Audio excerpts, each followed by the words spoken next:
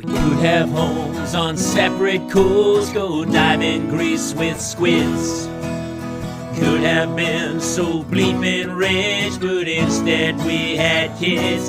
They won't smile for a photo, they won't eat the food we choose. That's why we're heading to the Parents' Lounge to drown ourselves in booze. Every day we're more exhausted, we haven't slept in years. They hit me in the nuts so bad, my eyes filled up with tears.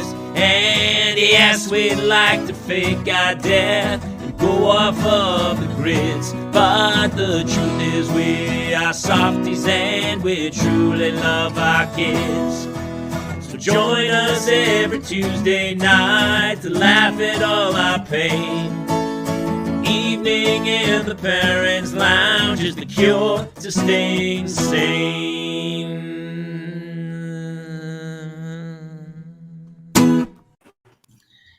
Welcome to another edition of the Parents' Lounge. It's Tuesday night. It's after a 5-day vacation with our children, which I'm not sure how of a vacation that is.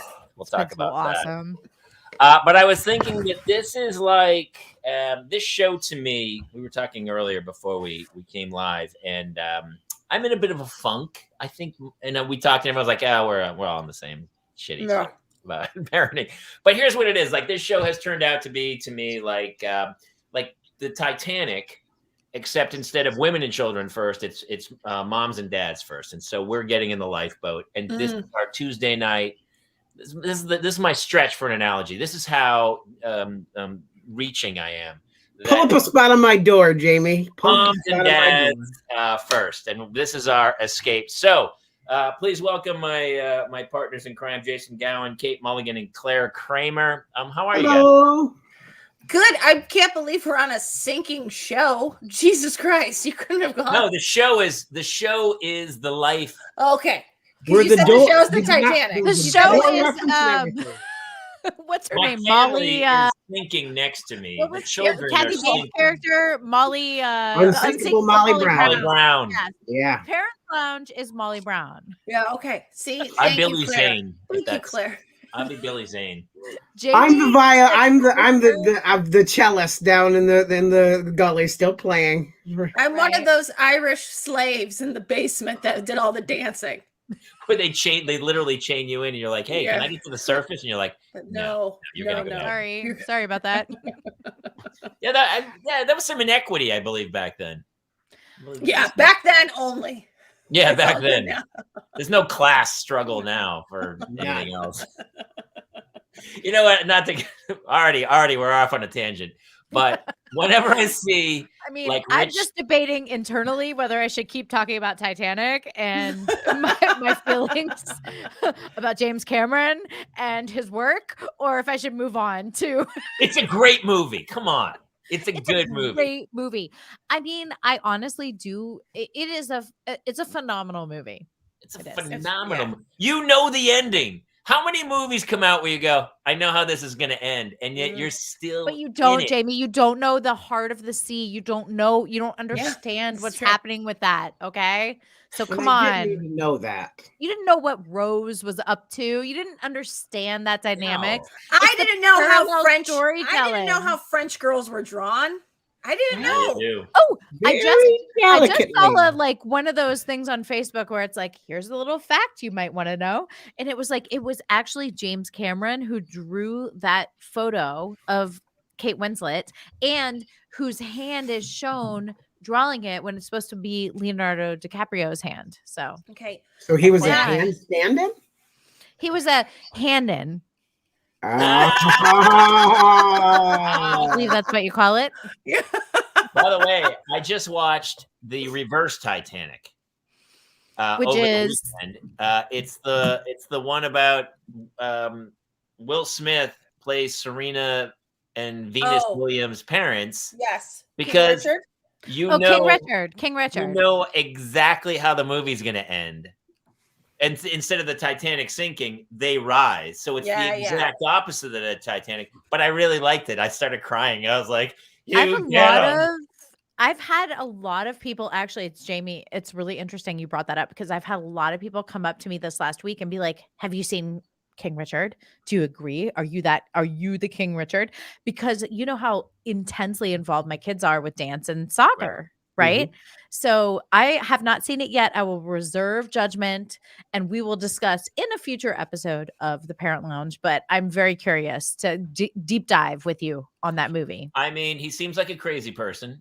And he seems a bit dickish and a little maniacal and a benevolent despot. But before they're born, he writes a 58-page thesis of what he's going to do with these two children as they grow up. Hello, they're Venus and Serena Williams. So hello, it worked. He says to the one, we're all fucking number lazy. One in the world, and you're going to be the greatest player of all time. And you're like, done. He did it. He did it. Like, and it's pretty crazy. Honestly, as a father, you're like, I'm a terrible parent. He reset. That's why I have to watch this movie because I mean, we're on that same soccer path and now dance path, and we're in it to win it. So, I mean, I don't know. When Dickie said that he took the boys the other day, and they're like, they saw some like a dad playing soccer with a kid. And Dickie was like, this kid was probably the same age as Neil. And he was like, scary good. And he's like, and his dad was so mean. and he was just like, and like Neil even said, like, oh, guess we're coming to take a bath now. He was just like, yeah, I said to Neil, like, I'm so sorry. You're never going to get that good because I'm never going to be that mean. But there's Neil. In the movie, was it? Hey, buddy. Hey, buddy. You want to come say hi real quick? Come on up. You can't take time because there you go. All right, there he is. You can take as much. Hello. Hi, bud. What's happening? What's happening? They want to know what's up. I was just telling them a story. When you saw the guy, okay, he's doing his old man face. How old pretty is good, he? isn't it? How old are you? 6. Neil's 6. Oh. Nice. Okay, you go take a shower. I love you. Was that his impression of great. you? It was great. Okay, thank you, Neil. Yep. I like that last scream. Yeah. Okay, we I took them to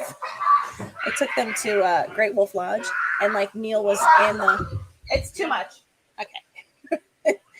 I took them. We were in the lazy river, and I lost Neil for a second, and I was like, oh, there he is, and I realized it was an old man.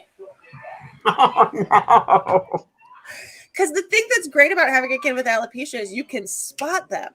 The problem is I spotted an old man. I was like, oh, there he is. There he is. Wrong spot.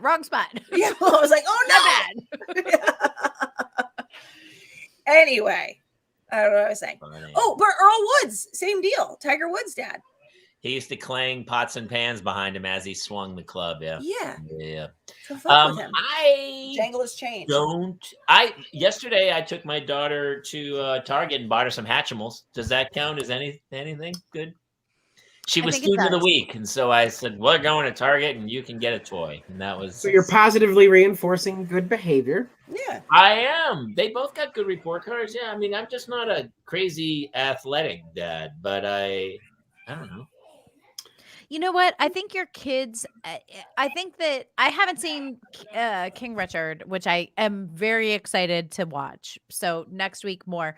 But I think that with the athletic point, you have to have a kid who is intrinsically athletic. Like my oldest, not. I tried her in every sport: soccer, baseball, softball, swimming, volleyball, basketball. And nothing stuck. My other 3, the second they were introduced, other parents are like, whoa, wait, what's happening? How long have they been doing this? What's going on? So, I think it's a mix between like the King Richard mentality and the child obviously exhibiting skills. So I don't know. If a child exhibits skills but doesn't exhibit desire, do you pull the plug or do you just say like, no. You've got something here? No, you bribe. Everything's a bribe. That's when the Hatchimals come into play. So Jamie, you're actually ahead of the curve with the Hatchimals. Well, listen, I'm sick of becoming I'm a full-time negotiator. That's like what do you do for a living? I'm a negotiator all day. If you eat 3 more bites, you can all day. If you get ready for school, I'm so over it. I'm like yesterday. I was like, I don't care. Don't brush your teeth. Be the stinky kid in school with a shitty mouth full of garbage. I don't. You know what? It's on you. That doesn't matter. That won't affect me anymore. I'm done with it. So, but I can't because then I'm like, brush your teeth. I've lost my mind. I don't know. I don't know, Jason. How do you handle that? I have my own opinions, but I'm curious about yours. So, I'm kind of in the same boat as Jamie because I have gotten to a point where like Jace is fighting us on brushing his teeth at night like nobody's business. He doesn't want to do it. He actively fights it. I have shown him photos of what happens. When we go to Walmart, I point them out. I'm like, look, is this what you want? Do you want to be Jafar from the Cave of Wonders when he's trying to trick Aladdin to go down in there? Is that what you want? You want that? And I thought it was going to work, and it did not. So I have lost that battle. I've lost it. I also think that I like science-wise, I think within the next few years, teeth are going to be so like replaceable. Like they'll beavers, just regrow. They're becoming obsolete, like a beeper. I think you'll order them online, and you'll just like. I think it will be like it already is. Kind of. That's true. Like when I was a kid, I kind of saw everyone's like, oh, you should take care of your body. But I read some article about how they were going to have pig organs as transplants, and I got they'll by the time I'm falling apart, they'll have. Did we lose Kaler? I think so. What is it? My internet? Am I jacked up? It's you. The rest of us stayed. Oh my gosh, that's crazy! I'm never the guy. Oh no! See, that's I'm electrical funk around my house. I just think there's going to be science is going to be like, don't worry about your teeth. You don't need to brush those. Well, no, they'll grow back like a starfish. How great would that? Oh my gosh! You guys are gross. You do need to brush your teeth. Sorry. Oh no, I agree that I need to brush my teeth, but I have lost a battle. It's painful when you hammer that idea every single night. Oh my gosh.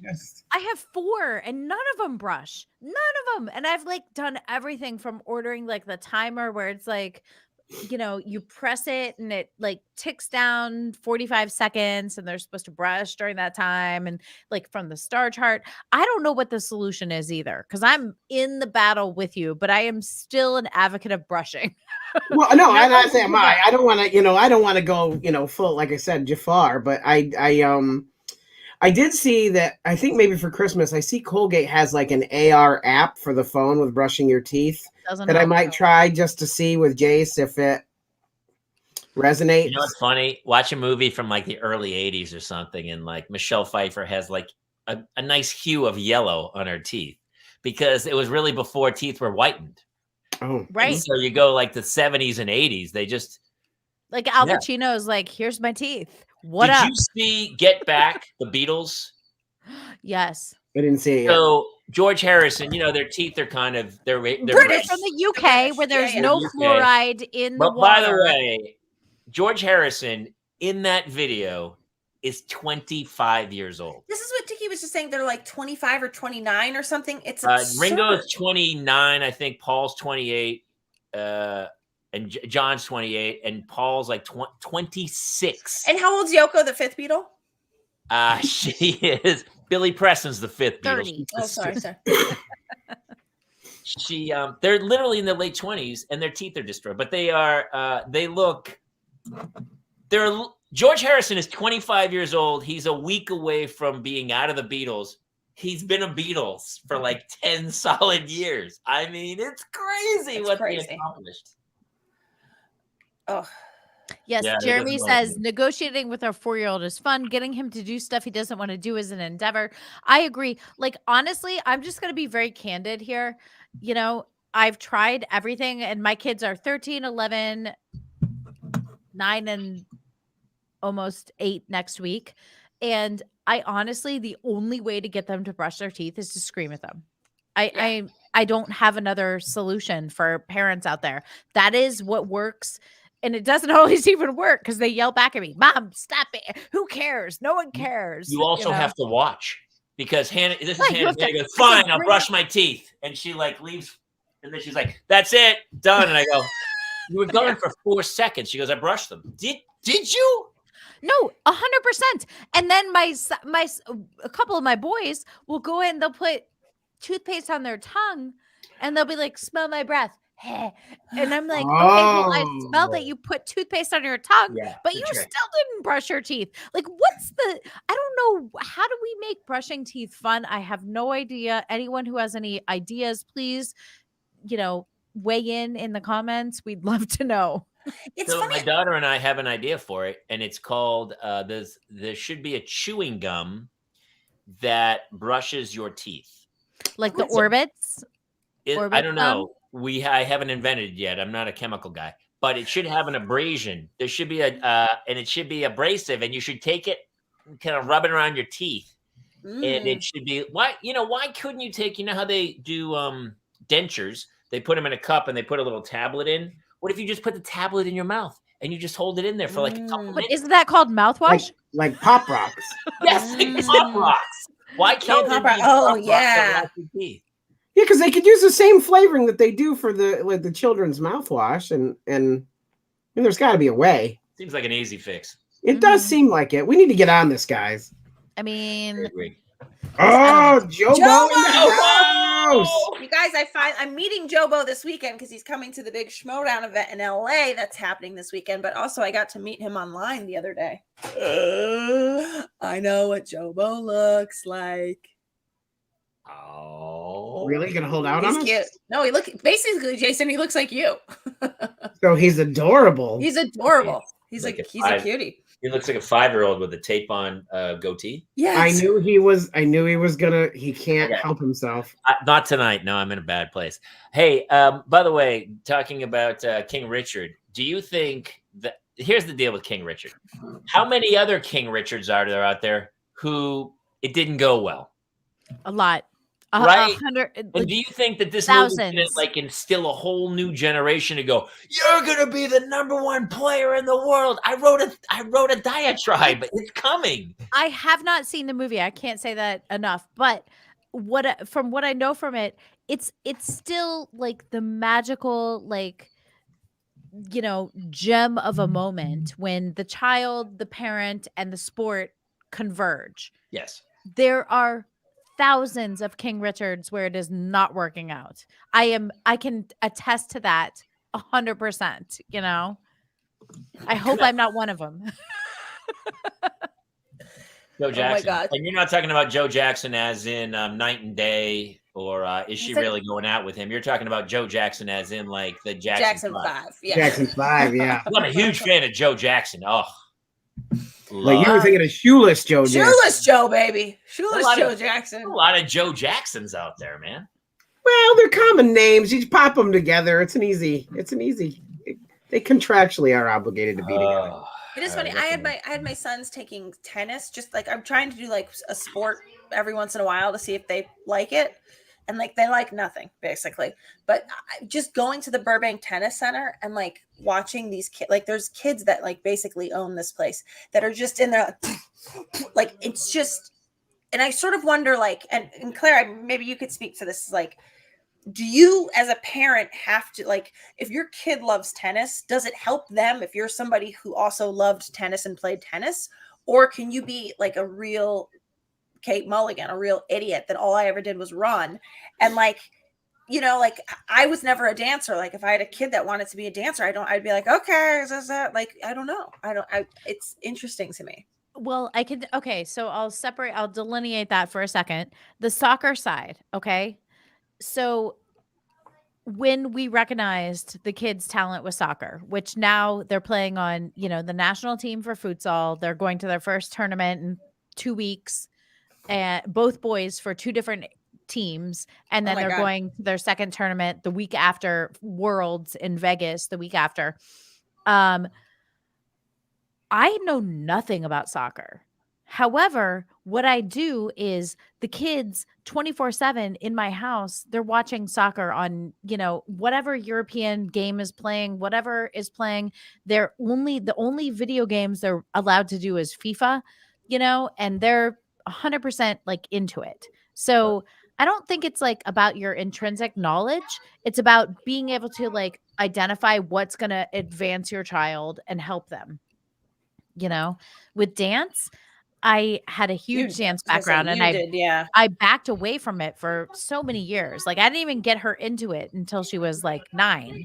So that's kind of a different story. And yes, with dance, like it's all different. When I grew up, it's way different than it is now. So it's kind of. Are you like watching it and like marking the routine? Are you like, oh, well, I'm like rehearsing with her and her teacher's like, please don't, like, we have our ideas about what, and I'm like, sorry, but I like, NYU degree in dance. So I want to actually put my 2 cents in there.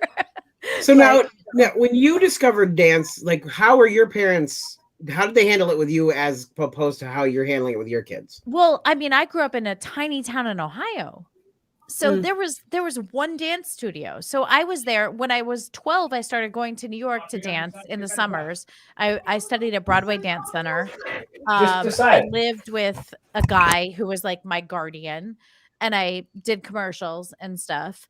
But there was no like my parents were not involved at all ever, And then with her, I really kept both my kids away from dance as long as I could until they were just like bursting out with it.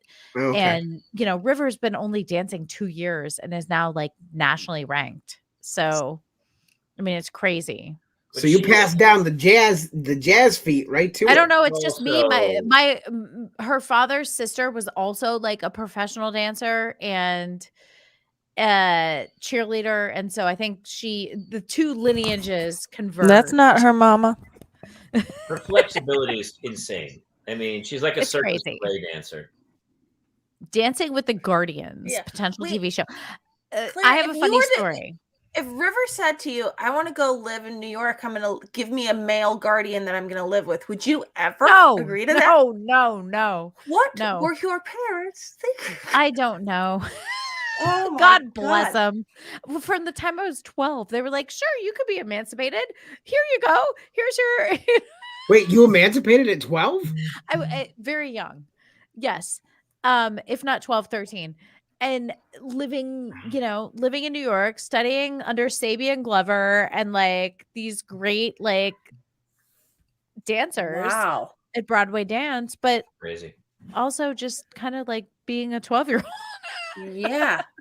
You were like Drew Barrymore. I mean, without the Studio 54 or whatever. Yeah. Jamie, hearing that you can emancipate a kid that young, you thinking about it for yours? I filed the paperwork this week. We'll see what happens. But I tried to find them an apartment down in Koreatown. I don't know. We'll see how it works out. Yeah. I mean, that whole situation. Yeah. Jobo. Say it how it is, honey. That's been kind of his thing since he started showing up here. Yeah. Jobo's going to tell us the truth. Crazy ass kids. I needed a babysitter recently and we reached out, and I have 2 little girls, right? And so there was a bunch of teenage girls that we had asked, and one of them couldn't. I talked to the parents, and the parents were like, "Well, she can't do it, but her younger brother can. He's 15." And I went, "No, we're good, thanks." Yeah. I talked to somebody about this, and I said, "I will never, ever have a boy babysitter for my little girls." Okay. And they were like, "Well, that's so weird. How do you know?" And I go, "I was a young boy one time, and I'm not saying I was creepy, but I'm saying you don't know. You just don't know." And I'm not doing it. I'm never having a boy babysitter for my daughters. Is that weird? I think we have a situation where sometimes I'm doing a show, like when we're doing our stand-up show, like we're gonna have a babysitter, but like Dickie will probably get home before I will, and like we always feel bad because our babysitter is a young woman, and I always feel bad, like, ugh, I'll make sure I get home first, because I just don't want to put anybody in a situation where there could be anybody feeling uncomfortable. Like, I don't know that a 40-year-old man, like, I babysat all the time and the dads would walk me home. I mean, nothing nefarious ever happened. But it could have. But it could have. And you wanted it to. I mean, Listen, a little bit. I couldn't believe. I was like, yeah, Mr. Hanson. What's wrong with me? I'm cute. How come you're not hitting on me? What's the problem here? Kate tried to reenact teacher. Yeah.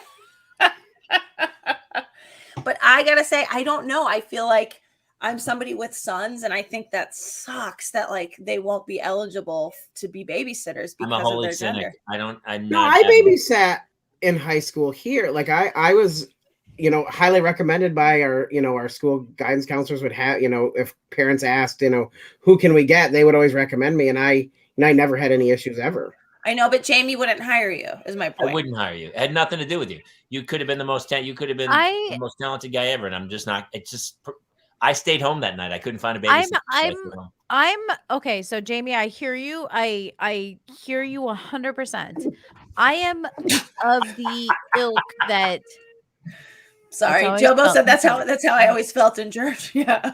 I'm of the ilk that, like, I'm limiting the quantity so that I don't have to delineate based on gender. So my kids have only ever known 2 or 3 babysitters in 15 years. But you have boys too. Like, I have 2 and 2. So there would be 2 boys in the house. Not necessarily, because when I need a sitter, it's based on my needs. So it may be so it's like if somebody's in dance or whatever. I need someone for this, or you know what I mean? To hear people's comments, because I was talking to somebody and they were like, "You're crazy, man. Really? You won't have a boy babysitter?" I go, "I'm not having a boy babysitter." No, if I was in your situation, I 1,000% agree. I totally respect what you're saying. I really do. I agree, Genevieve. It's sad, but it really just takes one. And it's not like, listen, if all of a sudden I had to have somebody, I'd probably bend my rules. No, I mean, it's better to err. I think that if anything, what social media and, all this, everything has brought to the forefront is it's better to err on the side of, like, okay, conservative, let's be like really, really conservative and not have that. I agree, Jamie. I totally agree. Well, innocence can only be taken away once. And once that happens, it's... Oh, Jason, that's such a... Is that a Hallmark card? It feels like a Hallmark card. Yeah. Oh my God, I now want to die. So thank you for that. You know what? I feel like that's a needlepoint pillow. I don't think so. I think innocence, it's chipped away at. I really do. An event like that, though. An event like that is... I think an event like that can that's open up a slippery slope. Jamie's just talking about not having a male babysitter. No one gets out of here alive, Jason. You know that. Come on. No, but the implication being that the male babysitter would do something profoundly inappropriate, which I think, like, that in that case, that's so big. I don't think you lose innocence in fits and starts. I think normally, yes, I think that's true. I think, like, yeah, like if you grow. Yes. Genevieve, get on it. What was it again? What was it called? And your innocence can only be taken away once. What happened to me? What happened to you, Jason? Tell us. Now I shouldn't have said that. Yes, I want to know now. Come on. You're in a safe space. There were things that happened in my childhood that, that are lifelong lasting now, that from a family member who was supposed to be watching and did things that they can't, That's the other thing. No family Next members. topic. No family members is right. No boys. Yeah. Basically, we need robots with like Rosie the maid from the Jetsons. Let's get her. What's going on there? That would work Alf. really well. You need Alf to babysit. Yo, Alf. I gotta tell you guys, I already feel better. I was in such a shitty mood earlier. Sadie's like, I had my innocence for a long time. I feel great. Fuck. Jason should be in a bad mood. I think he's still kind of innocent. Yeah. Day by day. How was everybody's Thanksgiving, by the way? I talked about it earlier. Everyone's like, yesterday, somebody was like, hey, how was your vacation? I go, vacation? What are you talking about? Yeah. I had 2 kids for 5 days, and they go, that must have been a blast. For the kids, they had a great time. Yeah. We saw Encanto. They went to the beach. They had a pool party. We did a million things. What did I do? I was a butler. I was a driver. I tried desperately to get kids to brush their teeth. Like I had a full-time job for 5 days. It was super painful, but fun in its own right. I don't know. It just reaches a point with me. Maybe I'm kind of, because I always say I'm on the edge of the spectrum. I'm like, at a certain point, I'm like, I'm out. I can't take any more. You're driving me nuts. And I'm with them 24/7. But you know what? Okay, so Jamie, I'm curious about this because you obviously have what I perceive as a great relationship with your partner. So, do they support you when you're like, "Hey, listen, I'm at my limit with kids. I need to step away for a minute." What are you talking about? What are you talking about? I used to use the stage. I haven't been on the stage much lately. And so that was always my therapy because I would get on stage and just rant and I would get it out. But I haven't been up much lately doing my stand-up comedy. COVID, hello. Yeah, but it's also, it reaches a point where I had the album come out and then I'm, to go like drive across town to do a 10-minute set for 3 hours on a Tuesday night is not, until I have new material, which I will have. In the new year, I'll start hitting it again. But in the last couple of months, it's just also, it's been good. I don't know. I can't blame the kids or anything. They've been great. It's just, you reach a malaise where you're like, okay, what are we having for breakfast? You got 20 minutes out the door. We got to go. And then, for 5 days, it was like, all right, what are we doing today? All right, we're going to the beach. We went to do this. We did that. We saw Encanto, by the way, which that was it good? Yeah, it was great. Jobo, when my kids get on my nerves, I tell them we're playing hide and seek and I'm the seeker first. Buys at least a good time. You know what? Jobo, we've all done that. I love that.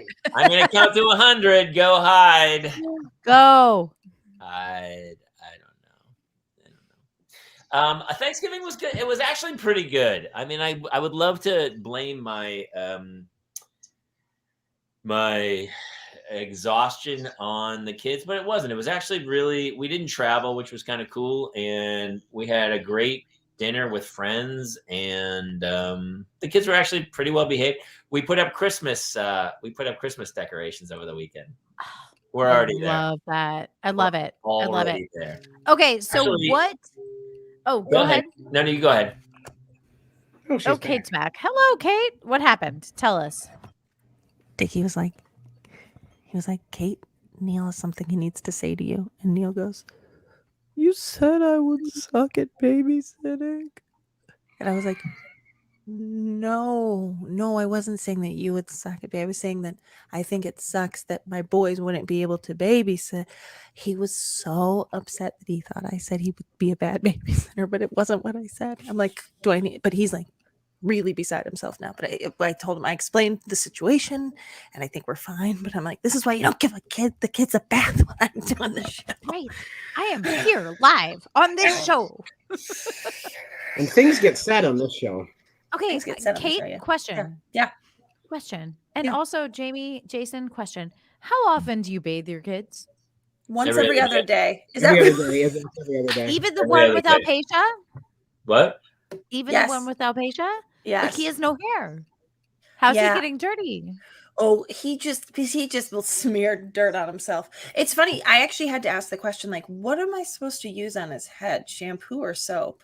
And they're like, shampoo. Like, that was a dumb question. I was like, I thought that was a legit question. Why would you use shampoo? There's no hair there. There's no hair. Like, there's no hair. Why would you use shampoo? You could skip it and get that combo stuff for kids. It's the body wash, shampoo. That's what we have.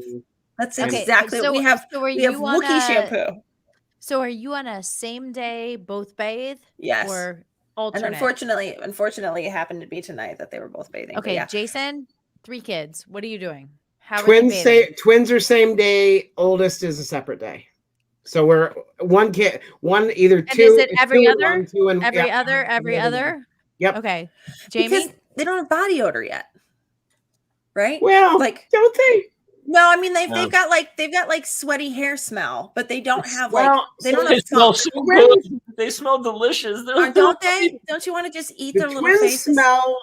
The twins' problem is that they eat like Cookie Monster, Okay. And so like there's food in places like I'm like how did nobody was shirtless during dinner? How did this even end up down here? Like I don't know how this is happening. So we have to do a post dinner check to make sure that our kids don't go to bed food encrusted. But it's because of that we have to wash them as much as we do. Jamie, every other day. Yeah, we're every other day. What about you, Claire? I mean, And I guess it now Hannah, you're on four. You 4, so Hannah's using our shower. They used to bathe together, and Yeah. so we could kind of knock it out in one fell swoop. But now they don't. I'm getting into the 2 girls phase, and so Hannah's like, "Can we use your shower?" And so Hannah will go upstairs and use my shower, and then Claire will take a nice long bath with her toys downstairs. Yeah. We're at that. I So love in that. reality, we're I love using, that like, Claire. That Claire is like billions a of gallons girl of water. after like she is with me. No, for me, I'm like just whenever I can get them in, I get them in. Like, hey, you go. You go also. It's like kind of like I'm like the, whatever the Like air the traffic coach controller. on the side of like a football field, and I'm like, you go do over here, you go there, and you do that, dip between his legs. Bleh.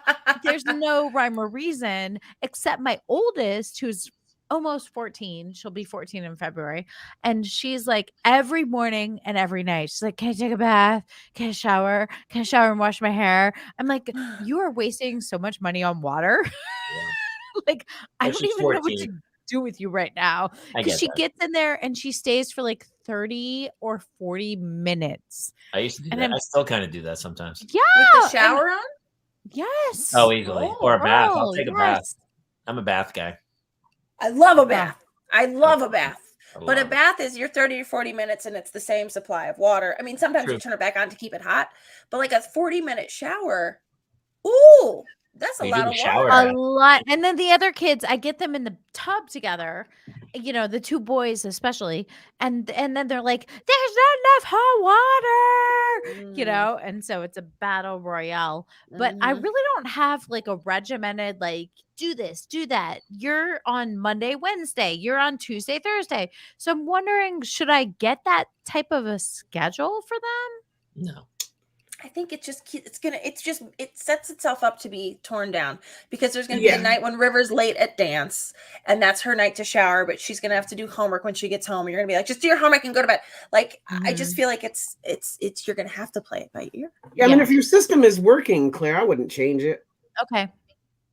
But Claire, is your system working? Yeah. Well, they're clean enough. Because honestly, I could use a That's system. all. That's all you need. Does anyone else have a If the system I could state use? doesn't get involved with the cleanliness level of your children, Right? I feel If like the you're doing school okay. is not like, hey, your kids stink, then I'm good, Kids don't stink at that age. I used to. I worked at a. Can I jump topics because I want to Yes. know? Did everyone start their advent calendar yet? Yeah. No. Oh, we started tomorrow. It's the 30th. It's not the 1st. So Can it's I the tell first. you? Today's ahead, the Kate. 30th. No, I was going to say, I will tell you, because we're leaving for not vacation, but to go home and visit my family on the 19th of December. I was like, oh, Which you I'm don't not bringing- consider a vacation, by the way. no, I just like to 100% point don't. out. No, it's definitely it's a travel visit is what that is. But no, Job is what it is. I was like, yeah, it's a job is what that is. It's a trip that I'm not getting paid for. But because I get like them, like, I don't know, like the toy advent calendar now where it's like a little Star Wars minifigure or whatever. I'm like, I'm not fucking bringing that on the plane for them to open the remaining 5 days once we get there. So I was like, we started on Thanksgiving. So I have no idea like if we're ever actually going to end up, but it's not how it's supposed to be done. But yeah, we started like 6. They're on day 6 today, my kids. Love it. We did it in July. We knocked it out in July. Knock Got it out. over with. It's pretty great. Jason, what about you? Well, let's talk about mine. So I went on Amazon and because Jason's really into Spider-Man and Marvel stuff. So I received this in the mail. So this is a Marvel one, but let's take a look at the back. And I realized that this is not on the up and up. Oh, it doesn't do it every day? No, it does, but Oh. Batman is not Marvel. No, this is Transformer? Transformers 21? There's an There's Autobot. Superman. There's something that looks like, hold on here. What is What is 14? And the number 24 looks just like a pocket. Oh, Yeah. that's the pocket. That's the pocket hero. Yeah, so they That's said the me male like in this babysitter. ghetto, like in this one, the gray one here, Batman's got some weird like prongs on the side of his head. I don't really know, so I don't know what's actually in here. I was led to believe from Amazon's descriptions that this was going to be Marvel. Too, so right? tomorrow we go on the adventure of what will be in here. You're like, so I don't know. Harry Potter. How exciting! Dude, you need to put up a post every day and go. I'm going to Mulligan's Island, right? Like wait, I'm not. Speed sure Racer. why. What's happening at this advent calendar? It's just rando. It's Felix and Oscar from The Odd Couple. It's just this random.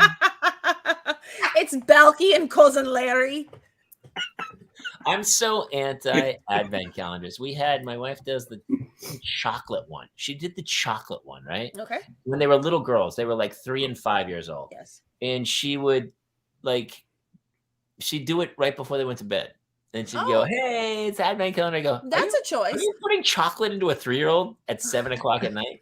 And she goes, "Fine." And so she'd start doing it early in the morning, and they'd wake up, and the first thing they do, they'd open it and eat the chocolate. I go, "They haven't had breakfast yet." But that's what the French do. A time of day, the whole chocolate. They were like, they never once thought like, "Oh, it's the 15th.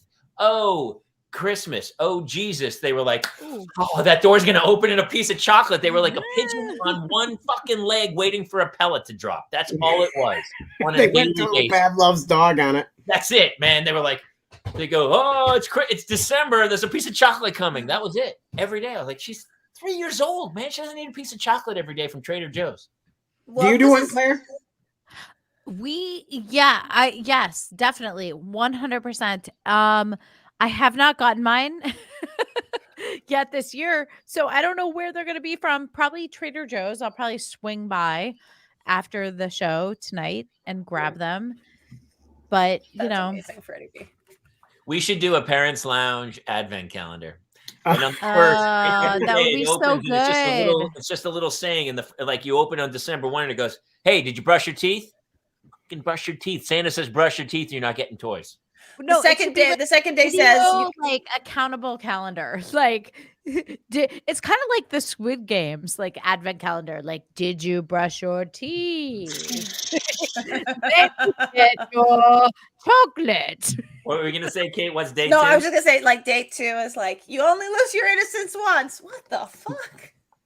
It's a little pillow that's been needle pointed by Genevieve. Oh, okay, what does that even? All right, hang on. I'm getting a call from my kids, so hang on. Are they mad that boys can't babysit? Is that your agent? Is that probably, your agent? Probably. They're pissed about the advent calendar. It's your agent with more notes. By the way, do you know what great parents it makes you look like, Jamie, that your kids were excited about the Trader Joe's chocolate? That means you hadn't introduced them to any sort of sugar whatsoever. If they were like, "Oh, chocolate." Because my kids, they think dessert is the wafer from church. Literally, it's just a mini spoonful of sugar. That's it. She opens it, and it's just a spoonful. That's it. She takes a spoonful of sugar, and she's like, "What's tomorrow gonna bring?" And it's like another spoonful of sugar. That's it. It's a spoonful of sugar. We did Thanksgiving, right? And so it was actually, I don't know why. I got the beer one for Dickie, Joe. You fall into a natural lull, and I'm in a natural lull. But Thanksgiving was pretty great. But on the last day, we were together for 5 days, and my wife makes amazing chocolate chip cookies. And she wouldn't make them. Like, we were like, "Hey, make some chocolate chip cookies," or whatever. She didn't make it. So finally, Sunday night, she makes them at like 7:30 at night. And of course, she puts a chocolate chip cookie into a third grader's mouth at like 7:30 at night on Sunday after a 5-day weekend where the kid has to go back to school on Monday. And then, of course, guess what happens at 1 o'clock in the morning when I hear footsteps up the steps? I go, "There we go." And up comes Hannah. "I can't sleep." Well, of course you can't. You had a chocolate chip cookie at 8 o'clock at night. Yeah. Like, "Oh, yeah, get in bed." And she just sat in bed and rocked for a while. And then I took both my pillows and I went down and I slept in Hannah's bed, in her Pottery Barn kids' bed. Yes. It was really comfortable, by the way. Wait, could Kate sleep with her in the bed? Yeah. Kate loves sleeping with the kids. It's like her favorite thing. I actually love it too. I mean, they don't come in my bed. I go in their beds. She loves it. She doesn't sleep at all Like she'll get up the next day and she's like, oh, she kept me awake all night. But you can hear in her tone, you're like, yeah, you liked it. You loved it. There's something about snuffling them that just like, because this is the part of the like that this it's if we were opening our fortune, it'd be like someday they won't let you in their bed. Like I mean, truly, that's like it breaks my heart. Like that day is fast upon me. I feel like with the Claire, do you still sleep with your kids? Oh, 100%. You do. Even the boys still let you sleep with them? Yeah. Oh, mostly the boys. But actually, it's really funny. No, all of them. I mean, more than anything, I love sleeping with them. And I'm probably like that worst parent, everybody is always like, oh, you shouldn't sleep with your kids. It creates such a codependence or whatever. And I'm like, hey, listen, come love with me. You're going to eventually be an adult out of here. You're going to have your own thing going on. Certainly, we're not going to be sleeping together when you're 17 or 18. Yeah. You're like 7. Yeah. So, yeah, I love it. I love it. It's like that mom who breastfeeds the kid when the kid's like 12. No. Have you seen those? It's like the kid's playing soccer and it's like, oh, I'm thirsty. Come on over. Yeah. Come on. Fill up. Yes. Fill up, get some iron in that body. And I am not that way. And I'm also not like, I studied this book that was like, healthy sleep habits, happy child when I was, a young mother. That's the doctor from Chicago. Right. And he was like, oh, I took my kid to college and she said, can I sleep with you? And I was like, that's probably not where I'm at with that. Yeah. But I just, as long as whatever the kid wants, I'm open to within reason. My wife loves, and I like sleeping with the kids too. If I could sleep with them, like sometimes I can, but sometimes they move around too much, and then you get. Oh no, it's like this. Yeah, I have a big I have a bit of my album about Claire coming into our bed a lot. Yeah. I like that. Oh yeah. Stuff, but it's that double-edged sword of like, I mean, it's only going to happen for a while, and they're so new. Even though, like, but I got up the other night, and my wife loves. She always says too. She goes, "When you're never leaving me. When you go to college, I'm going wherever you go. I'm staying with you." And I get it. I always say to my kids, "You're allowed to move 2 houses away. That's it. Like 1, 2, done." It is a good thing about girls because girls, boys typically, scurry and run away. Okay, well, let's just, you know what? How dare you, sir? Girls stab you right in the heart. Listen, there's a high likelihood that one of mine is gay. Okay. And I think that's the one. That's the one with alopecia? No, the younger. The one. Oh, it would be so interesting if it was the one with alopecia. And oh my gosh. Yeah. I hope. What are you producing? So many minorities over there. I know. Thank you. What are you doing? I mean, genetically speaking, it's just Dickie's. Claire, I'm sorry. Oh, sorry. Go ahead. I was gonna say Dickie's the youngest of 4, and 2 of his siblings are gay. So there you go, Claire. Odds are looking good for you. One of your boys. It could happen. No, I keep telling my kids, I'm like, hey, listen, if you like the same sex, that's okay. It's not called gay. It's not just called homosexual. It's just called love. It's like, here's what it is. It's just this. And they're all like, yeah, thanks, mom. But I actually am super attracted to this gal or this gal or this guy, this guy. I'm like, yeah, but just in case you're not sure, you could call yourself bi. And they're like, why are you saying this to me? And I'm like, well, maybe some of your other friends. Yeah. They're like, yeah, I know my other friends may be gay or whatever, but we're not. I'm like, okay, damn. All right. Yeah, I know. You took a crack at it. It's all you can do. I'm trying my best. Maybe you have an interest in taking care of your mother past the age of 60. I don't know what. Maybe that's something you might want to do. I don't know. Is yours still holding on to Daisy Duck, Kate? Yeah.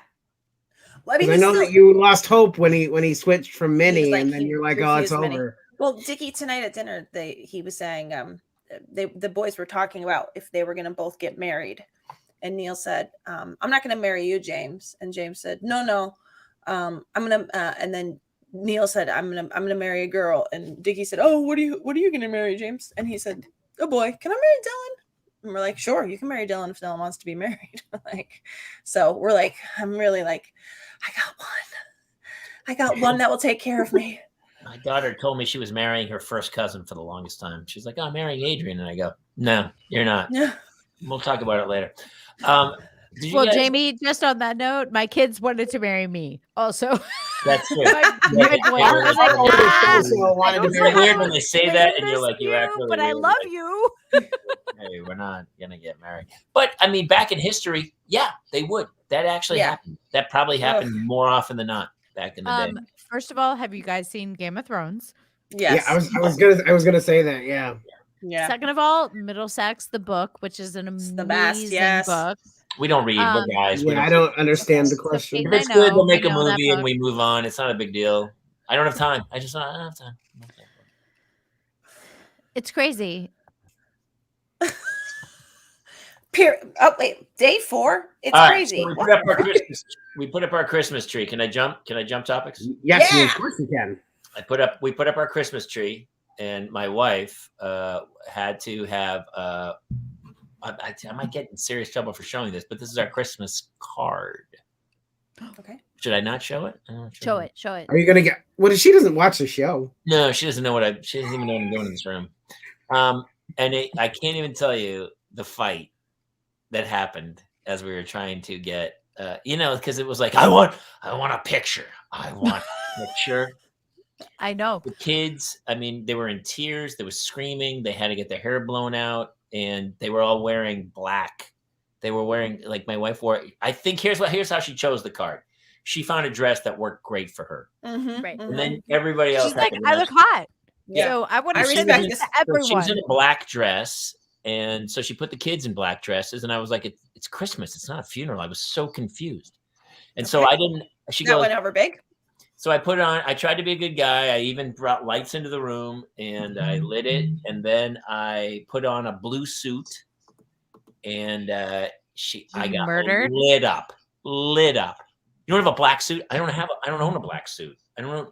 It was a huge brawl. I don't have a black suit. Okay. Finally, I remember I own a tuxedo.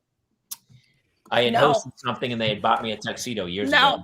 Jamie, no. Tuxedo in the back of the girls' closet that I hadn't worn in like 5 years. And so I put a tuxedo on. You fit something from 5 years ago? Yeah. I'm jealous. Shocked. I'm very jealous and very upset. Jealous. I don't fit something from 5 months ago. Yeah. 5 months I can't even And fit. so we she said something to me in the middle of it, and I was in front of the tree, and the kids were standing in front of me, and I was like, I don't give a fuck. Like I said the F-bomb. And my buddy who lives next door, who was taking the photo, was like, all of a sudden I got super tense. And it was gruesome. It was just like, what are we doing here? It was mayhem. And then this is what we took. That was our. I like that's nice. Cute. That's it kind of came out okay. It is.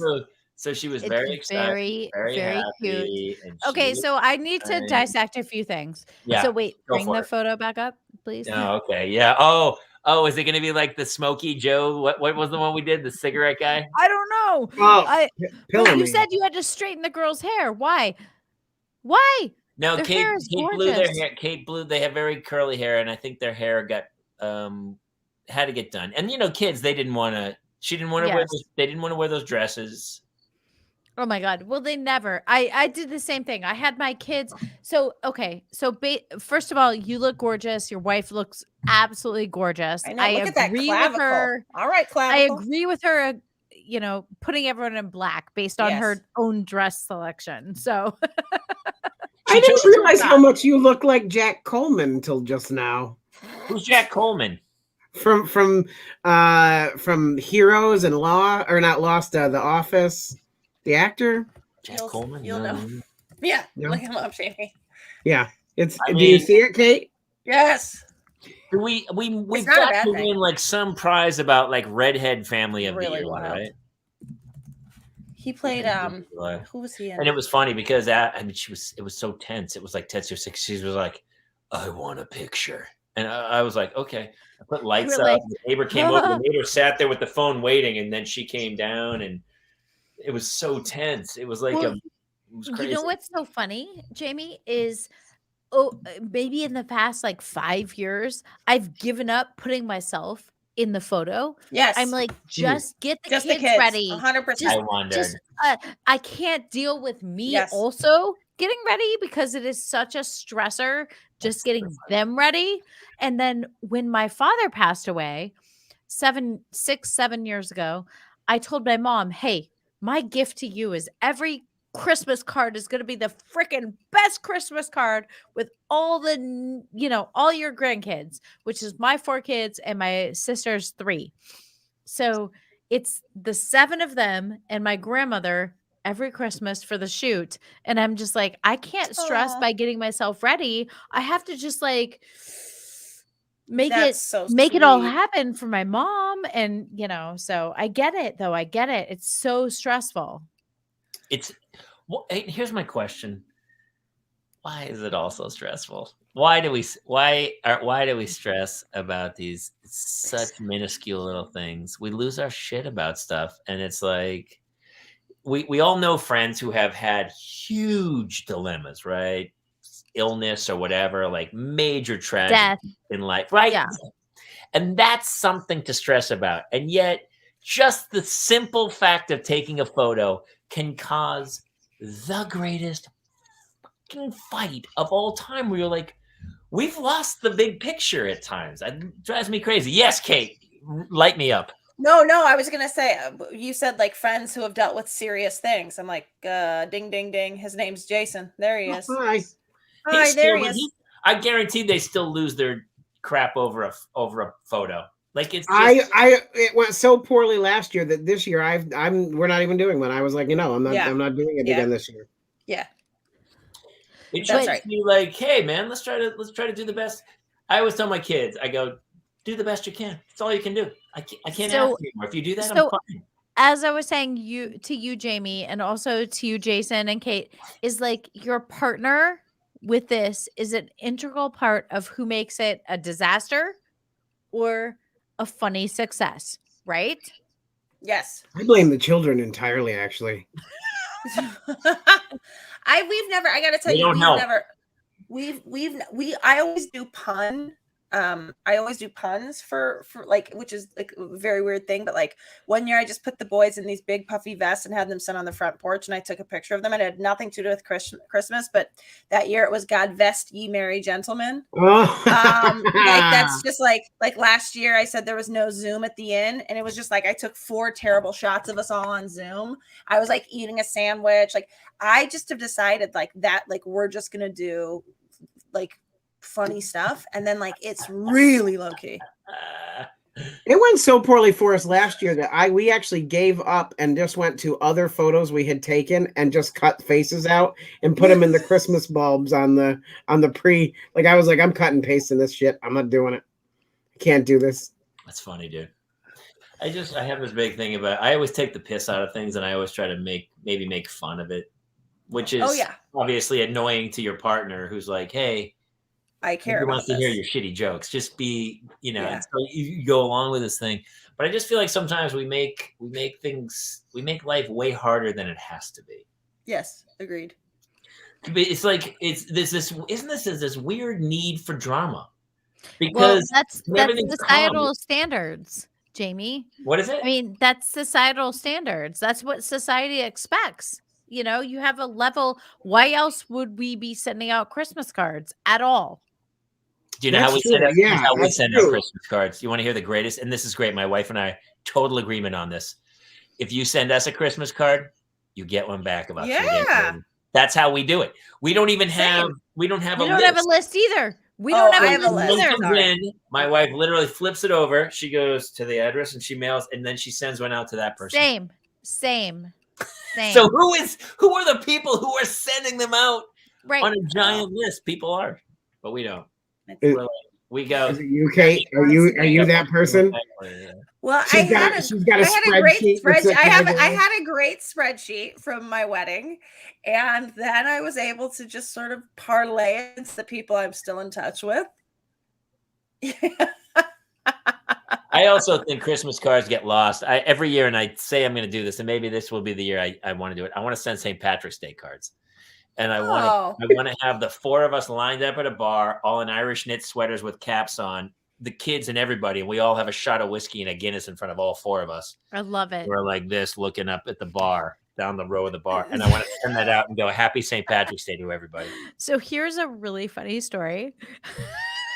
At least to me, my son Hart Keithley. Oh yeah, Freddie B. He is a March 16th birthday. He was born at like I think 9:45 p.m. Third kid, show up to the hospital. I'm already like a 9 or a 10 when they put me through triage. Yeah, of course. I've had all 4 of my kids, no epidural, no nothing, no medication, So they're like, "Hey, your doctor's not here yet." And I'm like, they're like, "Hey, do you want to have a St. Patrick's Day baby?" I'm like, I don't know, but all I can tell you is I'm having this baby and it's probably happening right now. And then there's a whole nother story about that. But anyway, they tried to push me to St. Patty's. Would have been great. He was born a few hours prior. March 16th?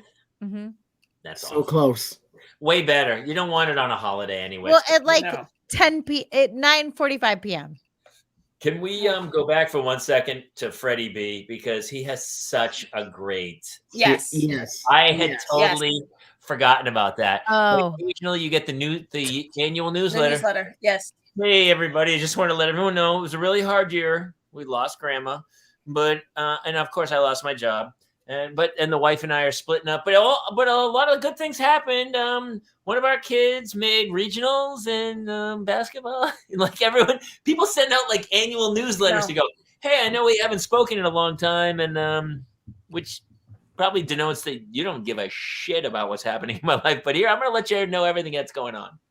And I got to tell you, my sister married a man whose father sends out the easily creepiest letters I've ever. The year that my sister got married to this man, her father-in-law sent out an email or a newsletter, and it's just the most self-congratulatory. But he's like describing the wedding, and he referred to my sister as looking so pure and virginal in her white. And my parents sacrificed to a volcano, or my parents were like just beside. They were like, why would he comment like just the weirdest? And it's like and apparently like probably starting tomorrow, he sleeps with his dogs every December. He like sets up the Christmas tree and then puts out a bed for himself to sleep by his dogs. Something's wrong with the man, you guess. Something's wrong. Don't talk about somebody's virginity. He's not babysitting my kids is what I'm saying. I'm not letting that dude babysit my kids. Yeah. Can I tell you something? He shouldn't even raised his own. Okay. It is funny how people deal with like the end of the year though, isn't it? It's like, to me, it was never a big, like people go January 1st, that year's in the books, this new year's starting, goals, reaching. I was never that guy. I was like, it's just another day, man. We're just going to jump. I always am kind of motivated. I'm always setting goals, but it's not like this annual thing of like, oh, that's gone. Here we go. I don't play that game. I just saw it as an opportunity to party. That was literally all it ever was for me, was the party night. Yeah. So what do you now, Jason, teach your kids about the new year? The only thing we really do right now with them is we put them to bed early, but we do one of the Netflix like pre-done countdowns that they do with like characters from Madagascar or whatever, and they do the countdown. So you can put them to bed whenever you want, and they do the countdown. But that's kind of, this year we'll probably kind of have to touch on it some with the oldest because he's in kindergarten now, so that's going to come up at school. But the twins, I mean, they just know there's extra snacks that night, and that's kind of what we do right now. When's the last time any of you guys saw midnight on New Year's Eve? Every year. Oh, every year? Oh wow! I think Neil's going to be 7 in April. I think it will be 6 years. That means I haven't seen midnight since before the kids. I don't think. I fell asleep once watching my cousin Vinny. Welcome to the new year. We do East Coast. We do East Coast celebration. So we watch the ball drop 9 p.m. Oh yeah, sorry. Okay. everybody celebrates, party, get in bed. That's it. That's smart. I like that. Or they, I'm not saying they even get in bed. They may lay on the couches and I lay on the couches with them. And it's like, okay, until we fall asleep watching this movie now, then we're done. But no, definitely not past like the 9 p.m. celebration. We used to go, before I had kids, we would go to the King's Head pub in Santa Monica and celebrate England's New Year at 4 p.m. in the afternoon. Oh my that's God. fun. So we get there like 2. It would be a line around the block at the King's Head. It was so much fucking fun. Actually, over the next few weeks, I'll pull some pictures out. It was so much fun. And so maybe we should do a live broadcast. Wrecked. We should do like a live broadcast at like, the UK celebration. Yeah, it was like a 4 p.m. is UK. And so by like 4:30, we'd be like stumbling around Santa Monica, like, well, how are we getting? What happened? Can I ask if any of you see a line now for anything, you get into that line, you just go the fuck home. I never got into a line before. Prescriptions? Never. Yes. Never was a line. Prescriptions, Okay, yeah. So medically, yes. I agree with Claire. Vaccines, yes. 100%. Prescriptions, Costco. Sure, there's a line at Costco if you get there early enough. Yeah, you're right in the morning. You just I won't. See, I won't. I'm just gonna show up right at 10 when it opens on a Sunday, and there's nobody waiting for because everybody's being a holy person. No, you tell me about you're talking about like a line to get. I'm like, nope, wouldn't do that anymore. You couldn't pay me to get into a line to get into a pub. Oh God, no. No, even when I was in my 20s, I would never wait in line. People go, "We're waiting in line." I go, "Yeah, I'm not. No, that bar's empty." Bye. It's so funny because I remember my mom saying when I first became of drinking age, and she was like, "Why are you going out? We got beer here." And like I never understood it, and I was like, "You're so cheap." It's like, and now I'm like, "Oh yeah, no. What's better than getting wasted in your own house on the liquor that is like good to you?" Yeah. I was always delusional because I would be in those lines and I'd be like, well, this line sucks because you know why? I'm not in there. So who would want to be in there? And then I would go someplace else and then be by myself in another bar, absolutely alone. So apparently they knew better than I did. Jobo with the cocaine joke. We're already well over an hour. Claire, were you gonna talk about a plumber or something, or we were gonna save that for later? I have questions. Yeah, we better let's table that for next week. Okay. But real quick, Jason, do you want to show what I did today? Yes, let's do it. Yeah, let me grab that for you. So just a quick, I went and got boosted today, but so I live up on a hill, and so it's one of those things where like if you leave and you forget something, you got to go back up the fucking hill. Like there's not like a quick. So I was like halfway down the hill and I realized I didn't bring my Vax card with me so they could update the booster. I was like, son of a bitch. So I had left that I could be there on time. I heard that they don't put that booster on your Vax card. Is that true or not true? They did put it on mine. Ah, okay. They did. Anyway, so I like then race back up, but now I'm going to be late. So I like pull into my driveway. I've got like a U-shaped driveway, and I pull into my driveway and I rush into the house and I grab my Vax card and I come out, and you will see what I did. Well, you'll hear what I did, hopefully. Here we go.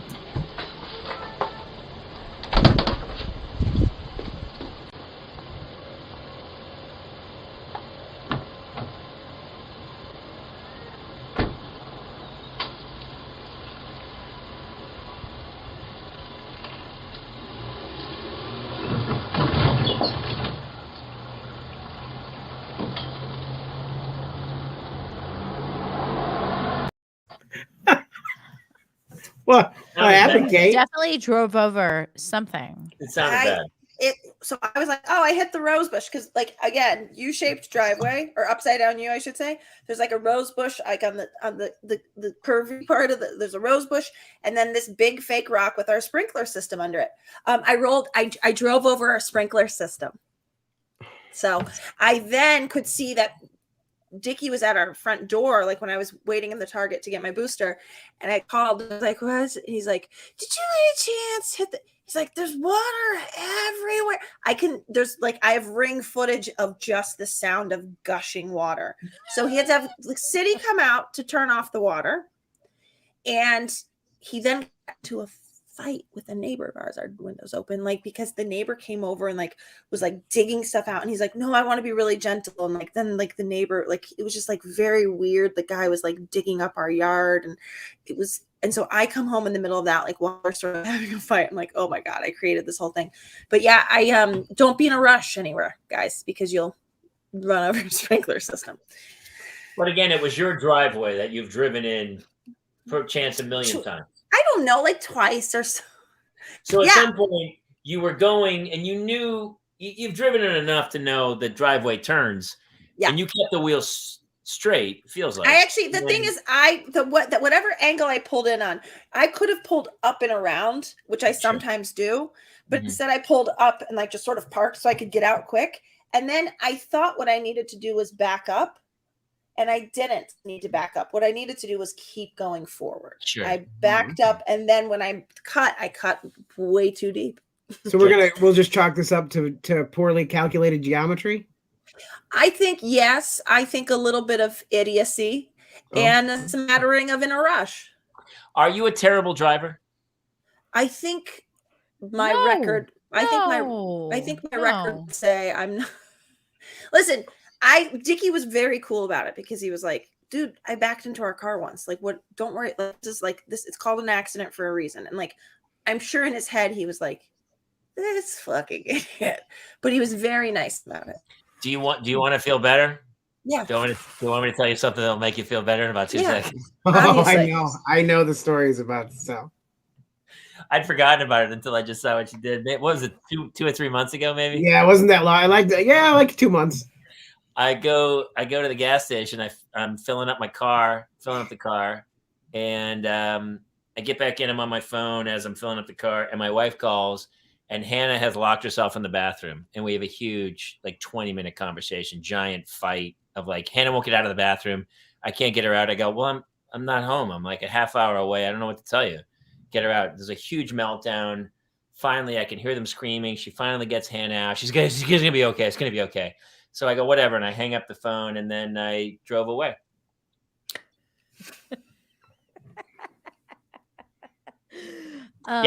Pulled it right off. As I'm driving away, there's a guy in front of me who's going, stop! And I go, what does this fucking guy know? Jackass, idiot. And I just drive like right past him, and then I hear a clunk, and I go, what? And I pull over. And I go, immediately it hits me. I stop the car. I get out. I pulled the gas pump off. OMG. The hose off the pump. You're not the first person to do that. You know how I know that? I do know that because they had a protocol. Shit. And so I get out. I pull the pump out of my car, close my gas tank. There's just a hose laying on the ground. It was like a walk of shame. It was like the worst walk of shame from college ever. I had already paid for the gas. I had to walk into the place. I walk into the place. I go, hey, man, you're not going to believe this. I pulled the pump off the gas tank. All I said was I pulled the pump, and he had a clipboard right next to the register. He goes, here, fill this out. It was almost a form that said, I'm an idiot, and I pulled the pump out, and here's my information. He's like, you're done. The guy goes, I go, Jesus, this happens a lot. He goes, you wouldn't believe it. Happens all the time, every day. And there was like one fixture that pops. And I go, well, it must be. I go, it feels like it just clips back in. He goes, oh, no. Oh, no. Really? Back in. And so he goes, well, do you want to pay for it? Or do you want your insurance? I said, well, go through insurance and we'll talk to them or whatever. And so I get a call from the insurance guy like 2 weeks later, and I tell him the whole story about my wife, about the kid locked in the bathroom. He is rolling laughing. He tells me it was $995, which kept it under $1,000, which meant they paid for it all. I didn't have to pay a penny. Oh, thank God. And because it was under $1,000, it didn't affect my insurance premium. Oh, thank God. Well done. Hey. And the guy goes, honestly, you made me laugh so hard. He goes, I'm glad I could help you out. And we talked on the phone for like literally an hour. And I told him, I go, and then it went off on about fucking kid, man. She's losing her mind. She's locked in the bathroom talking to the insurance adjuster, just telling him insane stories about my kids. But yeah.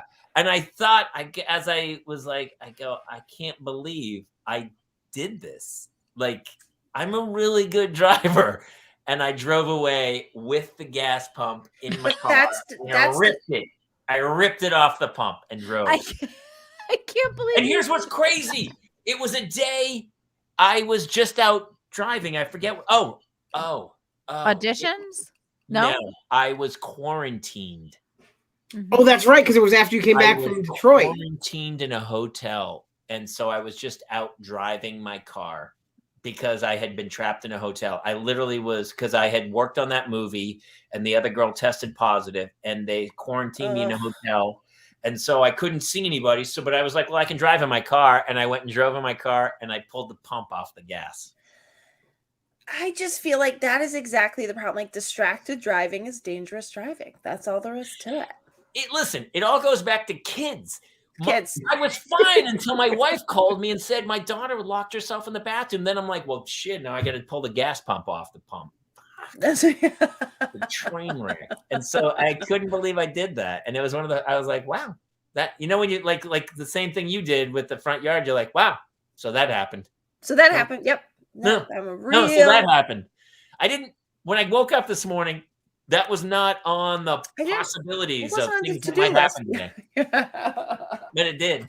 It did. And you're like, so even then I kind of laughed about it. And when I ended up talking to the insurance adjuster, I just was rolling. I go, dude, I don't know if I have to pay something or whatever, but I did it.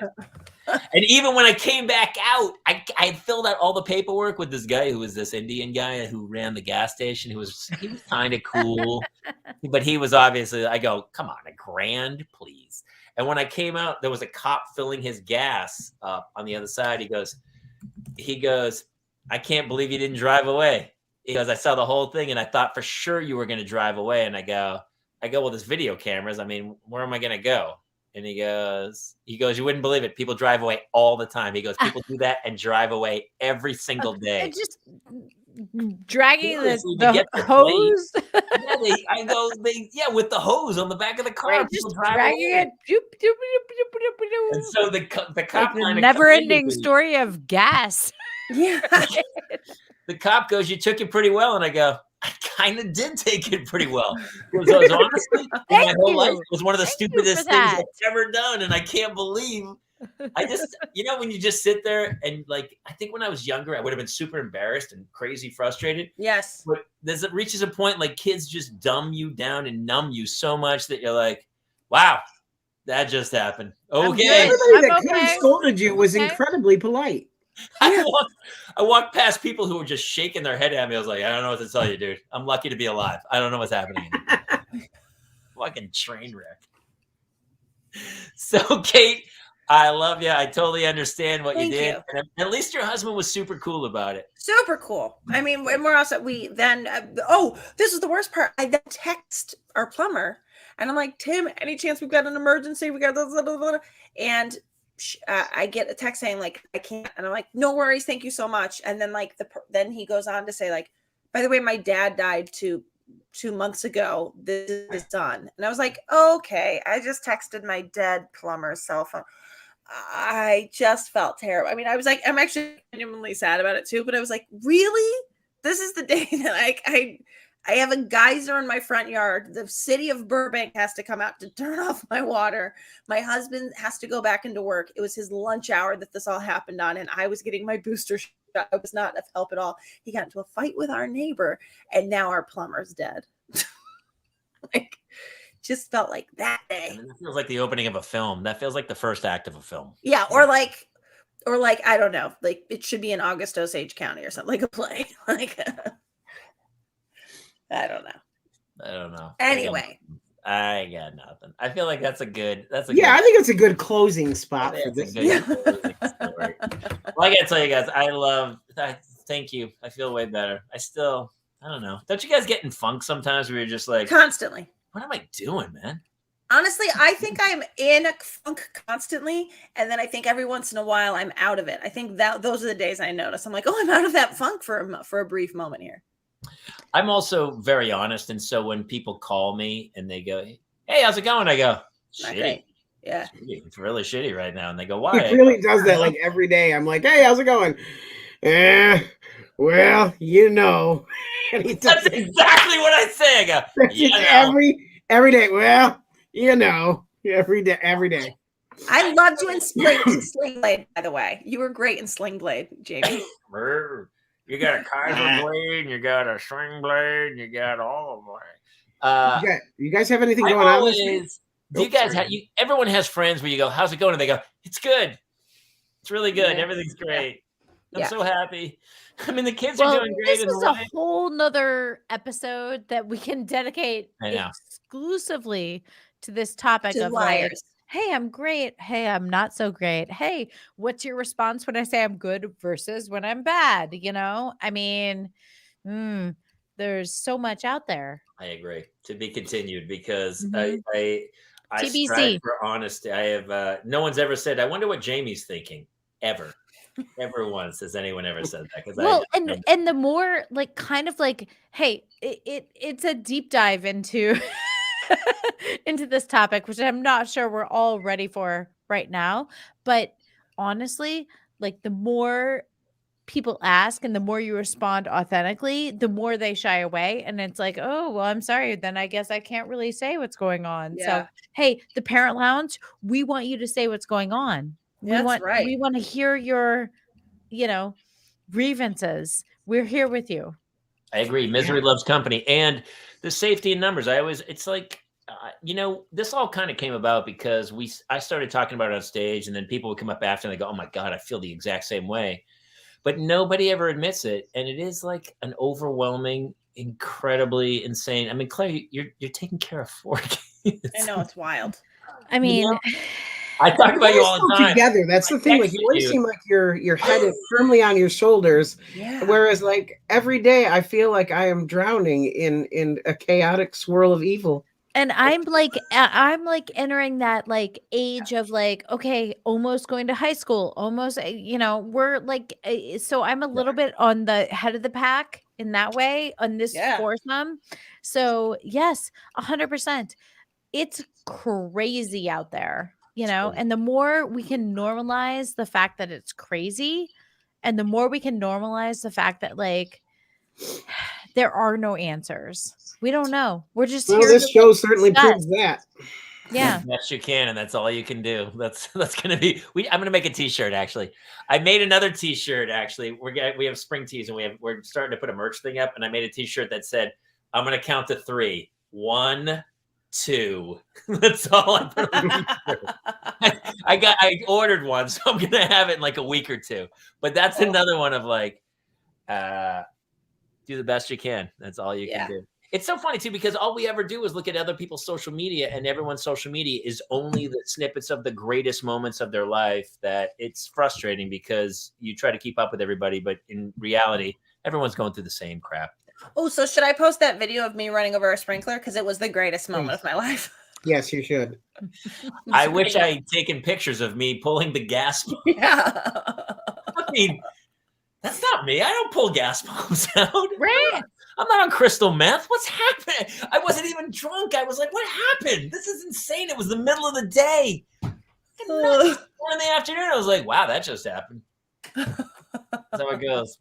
All right. Somebody else bring us home. I can't bring us home today. Somebody else take us out. Ladies and gentlemen, we're here every Tuesday night at 10 p.m. Eastern, 7 p.m. Pacific. We are on iTunes audio. We're on Facebook.com/The Parents Lounge, Twitch.tv/The TPL Show, and YouTube.com/Jamie Kaler. Anybody else have anything to take us out?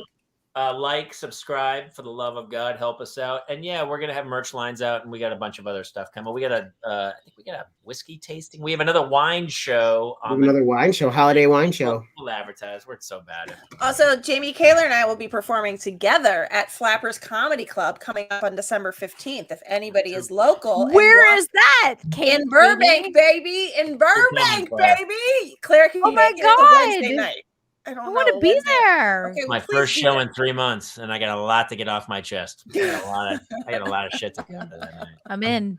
You're in. It'll be super fun. All right. I guess I would just say to everyone who's listening, thank you so much. Yes, thank you. Good night, everybody. Good night.